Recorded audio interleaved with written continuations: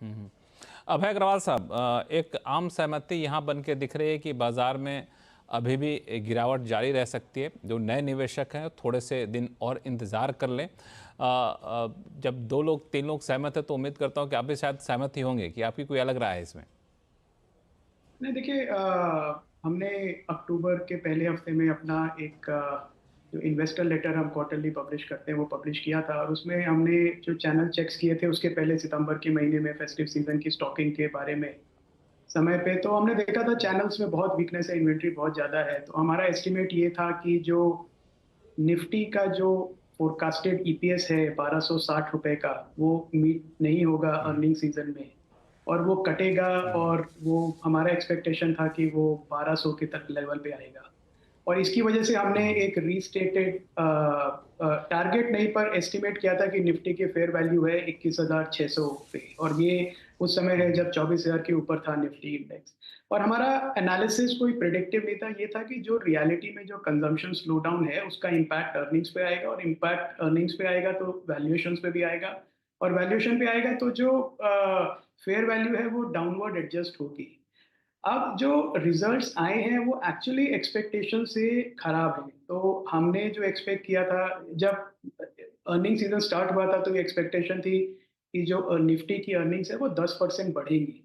अभी हम जहां तक पहुंचे हैं उसमें 2.5% की गिरावट है। तो ये बड़ा मटेरियल इवेंट है लक्ष्मण जी। मतलब लोग कारण ढूंढ रहे हैं कि क्यों गिरा मार्केट। यूक्रेन वॉर से कोई लेना देना नहीं है, चाइना से कोई लेना देना नहीं है। जैसा अनुज ने कहा, बिल्कुल ठीक बात कही कि हमारे मार्केट इसलिए गिरा कि हमारी अर्निंग्स अच्छी नहीं। हमारी अर्निंग इसलिए नहीं अच्छी नहीं है क्योंकि हम एक साइक्लिकल स्लो डाउन से निकल रही है। Structural slow down one consumption नहीं है। आपकी इकोनॉमी 5 साल 6 साल रेगुलर, मतलब जोर से ग्रो हुई है कोविड के बाद से, तो एक लाजमी बात है कि थोड़ा 1 2 3 क्वार्टर में स्लो डाउन आएगा। और इस स्लो डाउन से इन्वेस्टर्स को, जो लॉन्ग टर्म इन्वेस्टर्स हैं, उनको डरना नहीं चाहिए। ये तो अपॉर्चुनिटी है। ये, अगर आप फुली इन्वेस्टेड हैं, मुझे लगता है फुली इन्वेस्टेड रहें, क्योंकि ये जो एक्सेस इन्वेंट्री है, कंजम्पशन स्लो डाउन है, ये अपने आप प्ले आउट हो जाएगा 1 2 क्वार्टर में। और बल्कि 1 2 क्वार्टर में, अगले 6 महीने में मुझे लगता है बहुत अच्छी अपॉर्चुनिटीज मिलेंगी इन्वेस्टर्स को इन्वेस्ट करने की और अपने फंड्स डिप्लॉय करने की।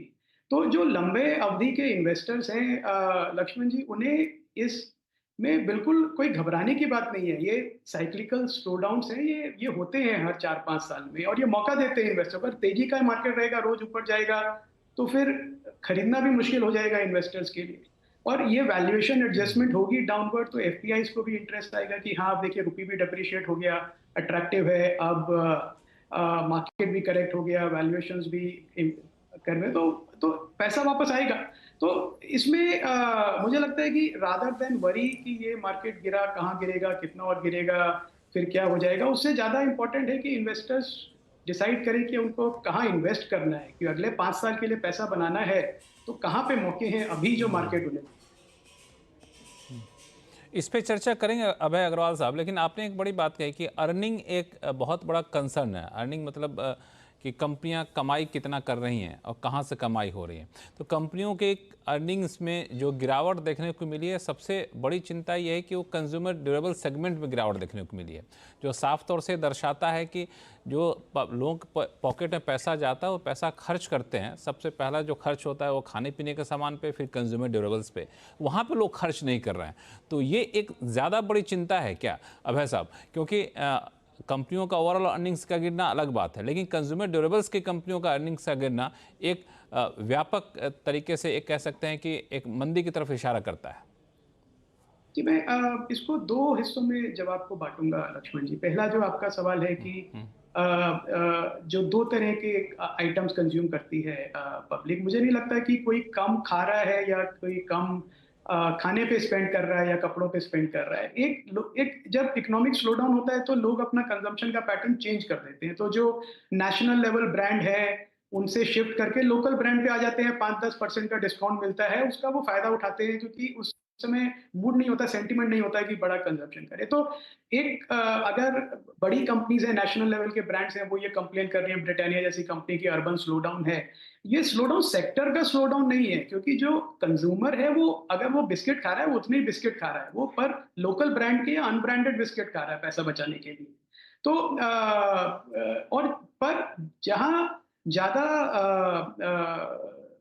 आश्चर्य की बात है या ज्यादा सरप्राइज है, वो है कंज्यूमर ड्यूरेबल में जो स्लो डाउन है, स्पेशली ऑटोमोबाइल्स में हमने देखा 80 दिन से ज्यादा की इन्वेंट्री है अभी चैनल्स में, अभी डीलर्स के पास। और इसका इम्पैक्ट ये होगा लक्ष्मण जी, मैं आपको काफी विश्वास से कह सकता हूँ कि दिसंबर नहीं तो जनवरी में ऑटो कंपनीज को शटडाउन लेना पड़ेगा, जो पहले लेते थे महीने में 3 दिन 4 दिन का, कि प्रोडक्शन कम करें, इन्वेंट्री रिलीज हो डीलर्स की।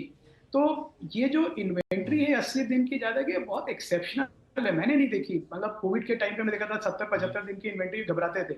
नॉर्मलाइज 32 दिन की इन्वेंट्री होती है, तो 80 दिन की इन्वेंट्री मतलब बहुत सारा माल है अभी भी सिस्टम में। और ये सारा अक्रॉस द बोर्ड है, पेंट, पॉलिश, प्लाईवुड। तो ये थोड़ा, पर अगेन मेरे को ये घबराहट नहीं है कि ये बड़ा लंबे समय तक ये रहेगा। ये 2-3 क्वार्टर की बात है, उसमें वो माल निकलेगा, वापस आएगा। और जो डीलर्स हैं, जो एसएमईज हैं, वो वापस कंजम्पशन स्टार्ट करेंगे, क्योंकि अभी उनका काफी पैसा इन्वेंट्री में फंसा हुआ है, तो वो खुद नहीं कंज्यूम कर पा रहे हैं। तो जिस तरह से देखें, एक इकोनॉमिक स्लो डाउन है थोड़ा, वो वर्कआउट करेगा अपने आप, मुझे चिंता नहीं है इस बात की। थोड़ा 6 महीने तक इन्वेस्टर्स को थोड़ा संयम बरतना पड़ेगा, ज्यादा एक्सपेक्ट ना करें कि सडनली मार्केट वापस रैली करेगा या शार्प रैली करेगा। इस समय मार्केट में कोई ट्रिगर्स नहीं है रैली करने के लिए।